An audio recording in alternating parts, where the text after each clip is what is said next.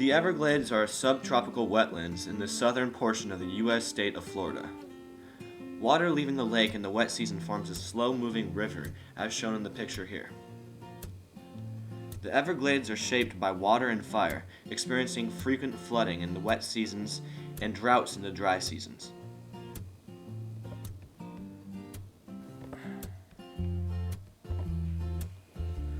There are a variety of animals that inhabit the Everglades.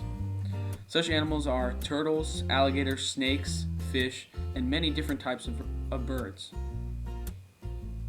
There are also many submerged and floating plants that grow in the Everglades, such as the bladderwort, water lily, and spatterdock. There are 5 different ecosystems that make up the Everglades. The first are the sawgrass marshes and sloughs. Sloughs are free-flowing channels of water that develop between sawgrass prairies. Sloughs are about 3 feet deep, and they may stay flooded for at least 11 months out of the year. The second ecosystem is the tropical hardwood hammock. These are small islands of trees growing on land raised 1 foot or between 1 and 3 feet above sloughs and prairies. They may range from 1 to 10 acres in area and appear in freshwater sloughs, sawgrass prairies, or pineland. The third ecosystem is the pineland. Pineland is some of the driest land in the Everglades and is located in the higher parts of the Everglades. Prior to urban development in South Florida region, pine rocklands covered approximately 161,000 acres. Fourth ecosystem are the cypress swamps, and they can be found throughout the Everglades. The largest swamps cover most of Collier County. The fifth and final ecosystem is the mangrove and coastal prairie. The 3 species of trees that are considered mangroves, the red, white, and black mangrove trees. These are the 3 species found in the South Everglades. The first endangered species we're introducing today is the wood stork. Wood storks favor cypress trees in marshes and swamps. Sometimes colonies up to 25 nests will be in one tree at the same time. The wood stork flourishes in tropical and subtropical zones with distinct wet and dry season climates. Its role in an ecosystem is determined by the seasonal cycles of prey availability and fluctuating water depths. The wood stork's diet generally consists of fish, frogs, and large insects.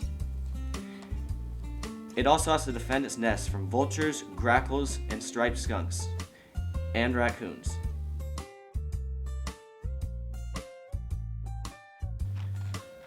Raccoons are the leading predators of the nest and can cause complete nest failure if the water dries up underneath the tree and they reach the eggs. One of the tactics of defense from the wood stork is it will drop its feces in the water beneath the tree, which will attract fish because it is fish food. The fish will attract alligators underneath the tree, which will scare off the raccoons. The wood stork became dependent on the wet and dry seasons and the water levels that came with them.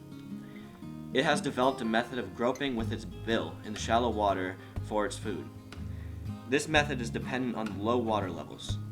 When the bird feels it is too hot, it came up with a method of peeing on its own legs so that when the evaporation takes place, it will have a cooling effect, much like sweat.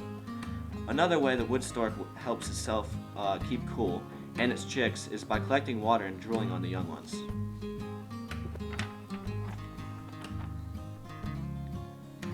The wood stork is listed as endangered because of the modern water control programs. These programs have greatly changed the flooding and drying patterns of the Everglades, which brings a threat to the wood stork's survival. The only way to restore the population of the birds is by educating the public on the harms of the water control structures. This would make it possible to revise the water management practices in order to restore feeding conditions. Only if these actions are taken will the wood stork have a chance of survival in the future. The second endangered species we're going to talk to you about is the Florida panther. The The Florida panther is a rare creature that finds its habitat in the forests and swamps of southern Florida. It used to be a dominant species as one of the main threatening predators in the Everglades. The Florida panther feasts on white-tailed deer, mice, birds, and rabbits. And its only threats are alligators and humans that invade its natural habitat. The Florida panther has a special evolution. It is a unique subspecies of the cougar. From birth, it has blue eyes and is spotted.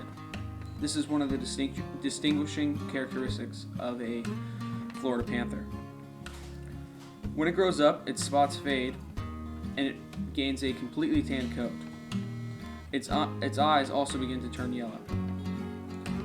The underbelly of a Florida panther is creamy white, and the tips of its tails and ears are black. In 1957, a law protected the Florida panther from being hunted. Then, in 1967, it was put on the National Endangered Species List. Since then, it has been classified as critically endangered.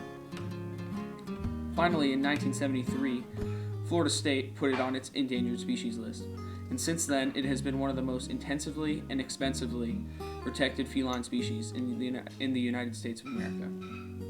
Sadly, its population stands today between 80 and 100 Florida panthers left in the Florida Everglades.